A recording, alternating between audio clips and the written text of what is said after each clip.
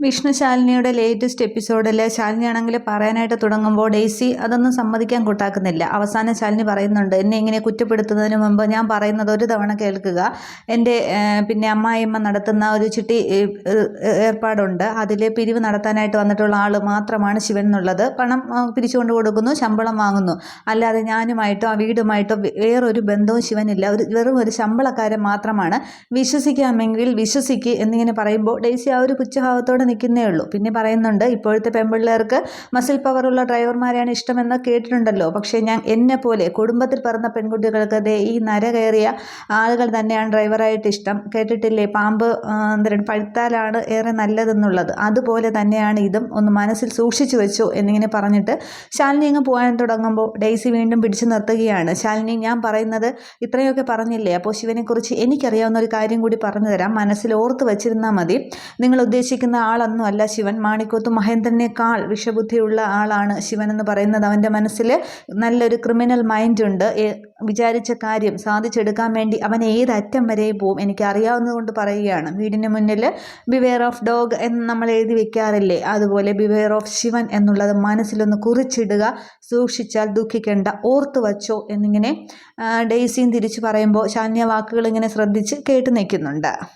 അതിനുശേഷം അതേസമയം രാത്രിയാണെങ്കിൽ ആ ഒരു യൂട്യൂബർ ആണെങ്കിൽ തട്ടുകടയിൽ ഭക്ഷണം കഴിക്കാനായി ഇരിക്കുകയാണ്. എന്നിട്ട് അയാളാണെങ്കിൽ ഒരു സ്ത്രീ ഇങ്ങനെ ഫോൺ വിളിക്കുന്നുണ്ട്. പറ സുന്ദരിക്കുട്ടി എന്നും പറഞ്ഞാണ് സംസാരിച്ച് തുടങ്ങുന്നത്. അന്നേരം എന്നെ ഒന്നും വിളിക്കണ്ട, ഞാനൊരു കാര്യം പറഞ്ഞിട്ട് ഇതുവരെ സാധിച്ചു തന്നില്ലല്ലോ, നാട്ടുകാരുടെ കാര്യത്തിനൊക്കെ ഓടി നടക്കുന്നല്ലോ എന്ന് പറയുമ്പോൾ അതൊക്കെ ശരിയാക്കാം. വില്ലേജ് ഓഫീസറെ ക്ലർക്കിനെതിരെ ഒരു കൊട്ടേഷൻ കൊടുക്കണം, അത്ര അല്ലേ ഉള്ളൂ, ഞാൻ ശരിയാക്കാം എന്നൊക്കെ പറയുമ്പോൾ അതിന് ശരിയാക്കിയിട്ട് വിളിച്ചാൽ മതി എന്നും പറഞ്ഞ് ആ സ്ത്രീ പെട്ടെന്ന് ഫോൺ വയ്ക്കുകയാണ്.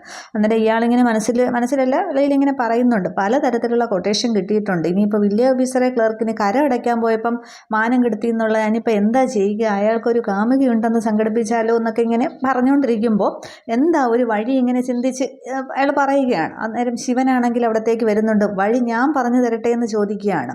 അന്നേരം നിന്നെ ഞാൻ എവിടെയോ കണ്ടിട്ടുണ്ടല്ലോ എന്നിങ്ങനെ ചോദിക്കുകയാണ്. അന്നേരം അത് കണ്ടിട്ടുണ്ടാകും എന്ന് പറഞ്ഞിട്ട് ശിവനാണെങ്കിൽ വലിയ കാര്യത്തിൽ കസേരയിലേക്ക് ഇരിക്കുന്നുണ്ട്.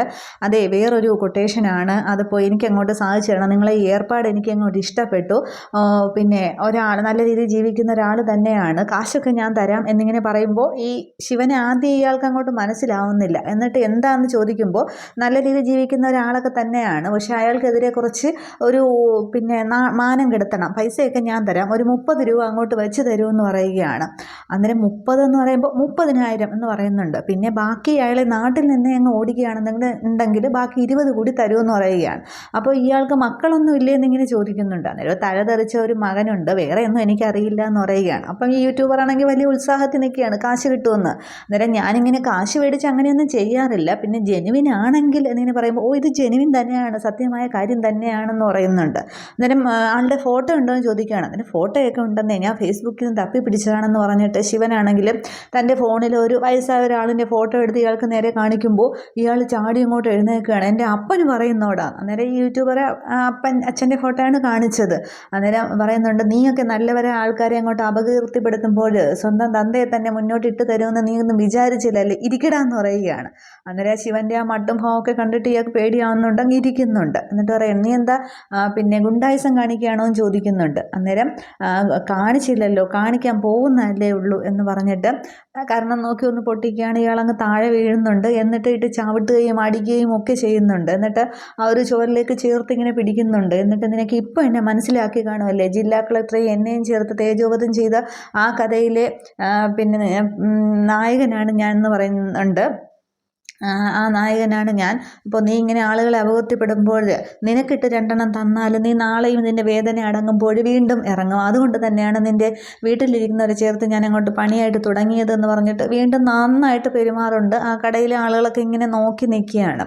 എന്നിട്ട് ഇനി നീ ആരുടെ മേലിലും ഇങ്ങനെ അപകീർത്തിപ്പെടുത്താനായിട്ട് നോക്കല്ലേ, അങ്ങനെ ആലോചിക്കുമ്പോൾ നീ എൻ്റെ മുഖം ഓർമ്മിക്കണം, എൻ്റെ പേര് ഓർമ്മിക്കണം, ദാ ഇങ്ങനെ എന്ന് പറഞ്ഞിട്ട് ഒരടി കൂടി എടുത്തിട്ട് അങ്ങോട്ട് തറയിലേക്ക് ഇടുകയാണ്. എന്നിട്ട് കാലെടുത്ത് ഇയാളുടെ ആ നെഞ്ചത്തേക്ക് നല്ല ആഞ്ഞ് ചവിട്ടുകയാണ്. എന്നിട്ട് ഇത് നീ ഓർക്കണം ശിവോഹം എന്നിങ്ങനെ പറഞ്ഞിട്ട് എനിക്കിത് പിന്നെ നിയോഗം വിയോഗം നിനക്കിത് വിയോഗമാകാതിരിക്കാൻ ശിവൻ്റെ ആ സ്ഥിരം ഡയലോഗം പറയുകയാണ്. അന്നേരം ഇയാൾ അങ്ങോട്ട് വേദന കൊണ്ട് അങ്ങോട്ട് കിടന്ന് വിളിക്കുകയാണ്. അപ്പോൾ നന്നായിട്ട് ശിവൻ അങ്ങോട്ട് ഇയാൾക്കിട്ട് പെരുമാറുന്നുണ്ട്.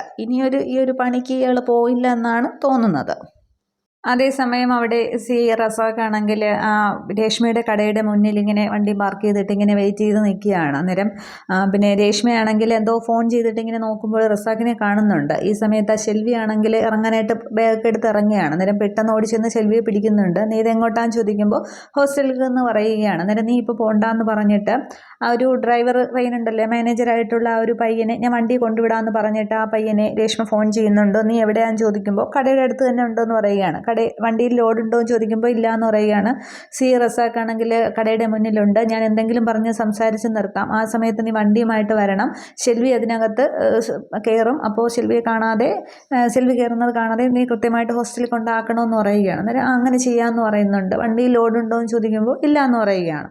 അന്നേരം അപ്പം ഷെൽവി ഇങ്ങനെ ആകെ പേടിച്ച് നിൽക്കുകയാണ്. നിങ്ങൾക്ക് കാര്യം മനസ്സിലായല്ലോ എന്ന് ചോദിക്കുകയാണ്. എന്നിട്ട് ആ വണ്ടി വരുമ്പോൾ ഷാള് തലയിലേക്ക് മറിച്ചുകൊണ്ട് വണ്ടിയിൽ കയറി പോകണമെന്ന് പറയുകയാണ്. അന്നേരം സമ്മതിക്കുന്നുണ്ട്. അതിനുശേഷം രേഷ്മയാണെങ്കിൽ റസാഖിൻ്റെ അടുത്തേക്ക് ചെല്ലുന്നുണ്ട്. അന്നേരം സാർ എന്താ ഇവിടെയെന്ന് ചോദിക്കുമ്പോൾ ഒരു ഫ്രണ്ട് വരാമെന്ന് പറഞ്ഞു, കണ്ടിട്ട് പോകാനാണെന്ന് പറയുകയാണ്.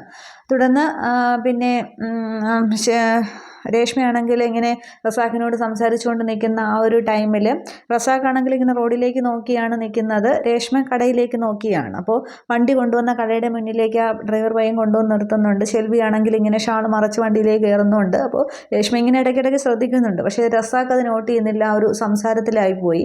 അപ്പോൾ വണ്ടി അങ്ങ് പോയ ശേഷമാണെങ്കിൽ രേഷ്മ പറയുന്നുണ്ട്, ഫ്രണ്ട് വരാൻ വയ്യുമെങ്കിൽ കടയിലേക്ക് കയറി നിൽക്കാൻ സാർ എന്ന് പറയുമ്പോൾ വേണ്ട ഇവിടെ നിന്നോളാം എന്ന് പറയുകയാണ്. എങ്കിൽ ഞാൻ എങ്ങോട്ട് എന്ന് പറഞ്ഞിട്ട് ആ കുട്ടി പോയല്ലോ. അപ്പോൾ രേഷ്മ ധൈര്യപൂർവ്വം കടയിലേക്ക് പോകുന്നുണ്ട്. റസാഖ് പിന്നീട് ശ്രദ്ധിച്ച് നിൽക്കുന്നുണ്ട്. അന്നേരം സാർ ഇപ്പോൾ സ്ഥിരമായിട്ട് പിന്തുടരുകയാണല്ലോ എന്നും പറഞ്ഞ് രേഷ്മ ആകെ ടെൻഷനിൽ നിൽക്കുകയാണ്. അപ്പോൾ അവിടെ ആ ഒരു ഷെൽവിയെ നോട്ടീസ് ചെയ്യാനായിട്ട് റസാഖിന് അവിടെ സാധിക്കുന്നില്ല. അപ്പോൾ ഇനി മിക്കവാറും രേഷ്മ ഇനി ഷെൽവി അവിടെ നിന്ന് മാറ്റുമോ ഇല്ലയോ എന്നുള്ളതൊക്കെയാണ് അറിയേണ്ടത്.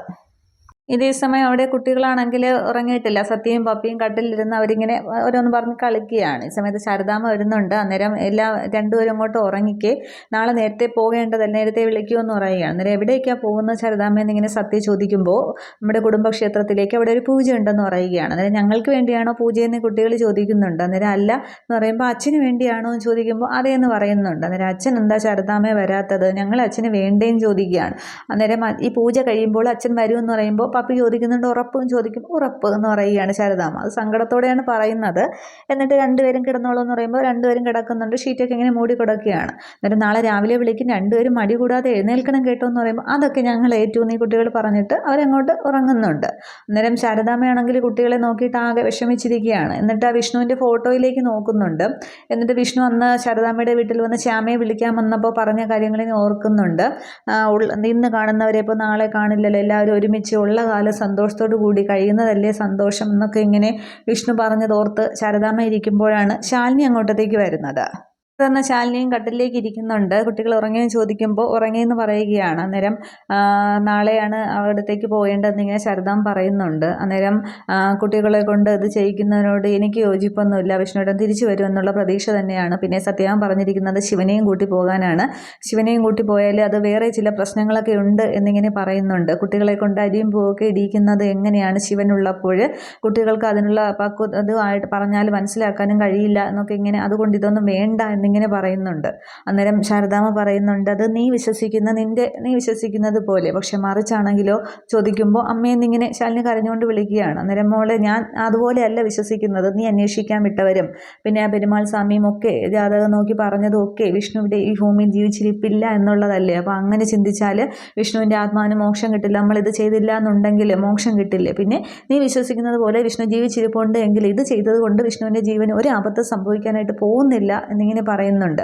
അന്നേരം ആ ശിവനെയും കൂട്ടി പോകുന്നതിനോട് എതിർപ്പ് പറയുമ്പോൾ ശിവനെയും കൂട്ടി തന്നെ പോകാമെന്ന് ശാരദാമ്മ പറയുന്നുണ്ട്. അതിനി എതിർത്താൽ സത്യാമ്മ പറയും ആ ദോഷം കൊണ്ടാണ് പിന്നെ മറ്റത് വന്നതെന്നുള്ളതൊക്കെ. ശിവനെ കാണാതെ കുട്ടികളെ കൊണ്ട് അതൊക്കെ ഞാൻ ചെയ്യിച്ചോളാം എന്നിങ്ങനെ പറയുമ്പോഴാണ് ശാലിനി വീണ്ടും തൻ്റെ പ്രതീക്ഷകളെക്കുറിച്ചൊക്കെ പറയുന്നത്. അന്നേരം എങ്ങനെ ആയാലും പിന്നെ ഇതിപ്പോൾ വിഷ്ണു ഭൂമിയിൽ ഇല്ല എന്നുണ്ടെങ്കിൽ അത് വിഷ്ണുവിൻ്റെ ആത്മാവിനോട് ചെയ്യുന്ന ദ്രോഹമല്ലേ മോളെ, നമ്മൾ കുട്ടികളെ കൊണ്ടത് ചെയ്യിപ്പിച്ചേ മതിയാകൂ എന്നിങ്ങനെ പറയുമ്പോൾ ശാലിനി ആകെയും കരയുകയാണ്. ശാലിനി അങ്ങ് ശാരദാമ്മയെ കെട്ടിപ്പിടിച്ച് കരയുന്നുണ്ട്. എന്താ അമ്മ ഇതൊക്കെ, വിഷ്ണുവേട്ടൻ ഒരിക്കൽ തിരിച്ചു വരുമെന്നുള്ള പ്രതീക്ഷ തന്നെയാണ് എനിക്ക് ഇത്രയ്ക്ക് അനുഭവിക്കാനായിട്ട്. ശാരദയുടെ മക്കൾ എന്ത് പാപമാണ് ചെയ്തത് അമ്മയെന്നും പറഞ്ഞ് ശാരദാമ്മയെ കെട്ടിപ്പിടിച്ച് ശാലിനിയും കരയുകയാണ്. അന്നേരം അവരെ ആശ്വസിപ്പിക്കാൻ പോലും ശാരദാമ്മയ്ക്ക് കഴിയുന്നില്ല. ശാരദാമ്മയെ അങ്ങ് ശാലിനിയെ ചേർത്ത് പിടിച്ചങ്ങ് കരയുകയേ ചെയ്യുന്നുള്ളൂ. കുട്ടികൾ നല്ല ഉറക്കത്തിലുമാണ്.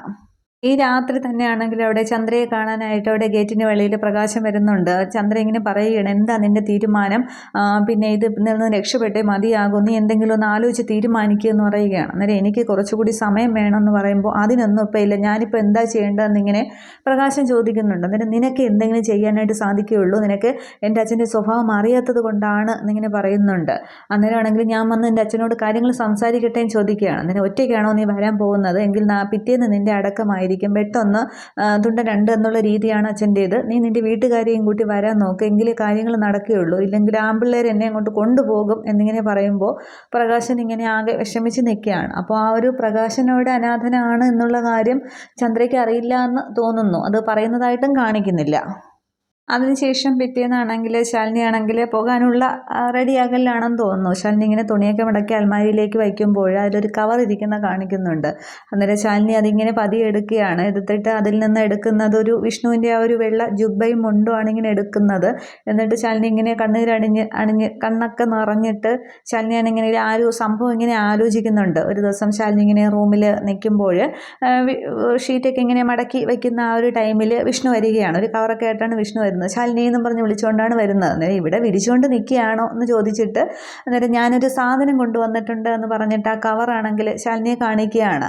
അന്നേരം ഇതെന്താന്ന് ചോദിക്കുമ്പോൾ ഈ വർഷത്തെ നമ്മളെ വെഡ്ഡിങ് ആനിവേഴ്സറി നമ്മൾ അടിപൊളിയായിട്ട് ആഘോഷിക്കാൻ തീരുമാനിച്ചു എന്ന് പറയുകയാണ്. അതുകൊണ്ട് നമുക്ക് രണ്ടുപേർക്കും ഡ്രസ്സ് എടുത്തിട്ടുണ്ട് എന്ന് പറയുകയാണ്. കാണണ്ടേ എന്ന് പറഞ്ഞിട്ട് വിഷ്ണു ആണെങ്കിൽ തനിക്കൊരു ചുരിദാർ മേടിച്ചിട്ടുണ്ട് എന്ന് പറഞ്ഞിട്ട് അതിൽ നിന്ന് ചുരിദാറിൻ്റെ ടോപ്പ് എടുത്തിട്ട് ശാലിനിക്ക് ഇങ്ങനെ വെച്ചു കൊടുക്കുന്നുണ്ട്. എങ്ങനെയുണ്ട്, സൂപ്പർ അല്ലേ എന്ന് ചോദിക്കുമ്പോൾ നന്നായിട്ടുണ്ടെന്നൊക്കെ ഇങ്ങനെ ശാലിനി പറയുന്നുണ്ട്. കണ്ണാടിയിലേക്കൊക്കെ വെച്ച് നോക്കുന്നുണ്ട്. വിഷ്ണു ഇങ്ങനെ വെച്ച് കൊടുക്കുകയാണ്.